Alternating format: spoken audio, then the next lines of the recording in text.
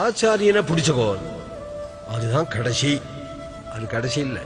ஆச்சாரியனை பிடிச்சுக்கோன்னா அப்புறமும் முடியலையே அப்படின்னா நீ பிடிச்சுக்கணுமே. அப்ப என்னடா கதி? அப்போ வரும்பொழுதா ஆச்சாரியன் ஒன்ன பிடிச்சுன்னு விடுவார். இதுக்குதான் அபிமானம். எது உபாசயாசயான்னு பாகவதம் எடுத்து காட்டு. அதுக்கு பிரமாணம் பசுர் மனுஷ்ய பட்சி வா ஏச வைஷ்ணவமாசிதாக என்று. ஒரு மிருகமானாலும் ஆச்சாரிய கடாட்சத்தாலே பரகதிக்கு போயிடும்.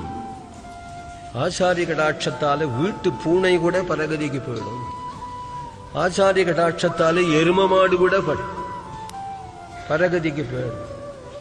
ஆச்சாரிய கடாட்சம் எப்படி கிடைக்கும்னால் ஆச்சாரிய கடாட்சம் ஸ்வபாவம். ஸ்வபாவம் கடாட்சம். கிருபை காருண்யம் பண்ணாம இருக்க முடியாது.